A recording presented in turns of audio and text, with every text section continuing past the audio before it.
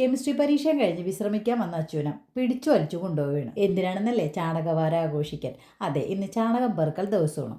ഹെൽപ്പിനായിട്ട് ഇതേ കുട്ടൂനെ വരെ കൊണ്ടുപോകുന്നുണ്ട്. പക്ഷെ അവൻ പകുതി എത്തിയപ്പോൾ സംഭവമൊക്കെ അറിഞ്ഞ് ചാടി രക്ഷപ്പെട്ടിട്ടാണ്. നമുക്ക് ചാണകപ്പൊടി സപ്ലൈ ചെയ്തിരുന്നു. ഇവിടെ അടുത്തുള്ള ബിന്ദു ചേച്ചി അവിടുന്ന് പോയതുകൊണ്ട് നമുക്ക് ചാണകത്തിന് ഭയങ്കര ക്ഷാമമാണ്. അതാണ് ഇന്ന് പറമ്പിൽ പശുവിനൊക്കെ കെട്ടണോടത്ത് ഇതേപോലെ ചാണകമൊക്കെ ഇങ്ങനെ ഉണങ്ങി നിൽപ്പുണ്ടാവുമല്ലോ, അത് പറക്കാമെന്ന് വിചാരിച്ചിട്ട് ഇറങ്ങിയത്. അപ്പോൾ ഇവിടെ അടുത്തൊരു വെച്ചൂർ പശു ഉണ്ട് കേട്ടോ. ആളിത്തിരി കോളുള്ളെങ്കിലും കയ്യിലിരിപ്പ് ഭയങ്കരമാണ്. പശുവായിട്ട് ഒരു അംഗം കഴിഞ്ഞിട്ടാണ് ഇപ്പോൾ ഈ വീഡിയോ എടുക്കുന്നത്. അത് പക്ഷേ വീഡിയോ എടുക്കാൻ പറ്റിയില്ല. വീഡിയോ എടുത്തെങ്കിൽ ഞാൻ ബാക്കി ഉണ്ടാവില്ലായിരുന്നു. എന്നെ ഓടിച്ചിട്ട് ചാണകം പറക്കാൻ ചെന്നപ്പോൾ. പിന്നെ അതിൻ്റെ ഓണറായ ശാന്ത ചേച്ചിയൊക്കെ ആയിട്ട് സംസാരിച്ച് അവിടെ ഇവിടെയൊക്കെ ചാണകം കിടപ്പുണ്ടെന്നൊക്കെ അറിഞ്ഞ് ഞാൻ അതൊക്കെ പെറുക്കിക്കൊണ്ടിരിക്കുകയാണ്. ശാന്ത ചേച്ചി ഒരു വലിയ വടിയായിട്ട് നിൽക്കുകയാണ് പശുവിനെ തല്ലാനായിട്ട്, എന്നെ ശല്യപ്പെടുത്താതിരിക്കാൻ. അങ്ങനെ തല്ലൊന്നുമില്ല കേട്ടോ. അവളെ അതേപോലെ സ്നേഹിച്ചാണ് വളർത്തുന്നത്. പക്ഷെ കുറുമ്പ് ഇത്തിരി ജാസ്തിയാണ്. അതുകൊണ്ട് നമ്മളെ കാണുമ്പോൾ കൊമ്പും കുലിക്കൊണ്ട് ഓടി വരും. പിന്നെ ഇന്ന് ചാണകം പറക്കൽ മാത്രമുള്ള കേട്ടോ. ഈ പറമ്പിൽ വൈകുന്നേരം നേരം നല്ല രസമാണ്, നല്ലൊരു അടിപൊളി വൈബാണ്. അത് ഞാൻ എപ്പോഴും പറയാറുള്ളതാണ്, കിളികളുടെ ഒച്ചയും ബഹളവും ഒക്കെ ആയിട്ട്. അപ്പോൾ അതൊക്കെ ഒന്ന് ആസ്വദിക്കാൻ വേണ്ടിയിട്ടാണ് ഞങ്ങൾ ഇങ്ങോട്ട് പറമ്പിലേക്ക് ഇറങ്ങിയത്. പിന്നെ പറമ്പിൻ്റെ മുഖച്ചായയൊക്കെ ചെറുതായിട്ട് മാറിയിട്ടുണ്ട്. അപ്പുറത്തുപ്പുറത്തൊക്കെ നിൽക്കണ വലിയ തേക്കുകളൊക്കെ വെട്ടിയ കാരണം പറമ്പ്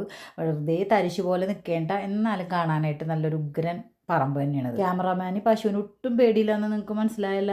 പശുവിൻ്റെ 7 അയലത്താവും വന്നിട്ടില്ല. ഒരു കൊമ്പോലിക്കൽ മാത്രമേ അച്ചു കണ്ടുള്ളൂ, പിന്നെ ഓടിക്കളഞ്ഞു. പറമ്പിൽ ചാണകത്തിൻ്റെ കളക്ഷൻ ഇത്തിരി കുറവായതുകൊണ്ട് ഞങ്ങൾക്ക് ശാന്ത ചേച്ചി അവരുടെ വീട്ടിൽ തന്നെ ഉണക്കിയിട്ട് വിൽക്കുന്ന ചാണകം തന്നു. അങ്ങനെ 250 രൂപക്ക് നമ്മളിതേ ഒരു വലിയ ചാക്ക് ചാണകമായിട്ട് വീട്ടിലേക്ക്. ഇത് ആദ്യം അങ്ങോട്ട് ചെയ്താൽ പോലെയായിരുന്നു. പക്ഷെ എനിക്കറിഞ്ഞൂടില്ല അവരുടെ വീട്ടിൽ ചാണകപ്പൊടി ഉണ്ട്. ആൾക്കാരെയൊക്കെ കണ്ട് സംസാരിച്ചൊക്കെ വരുമ്പോഴേ കാര്യങ്ങളൊക്കെ മനസ്സിലാവണത്.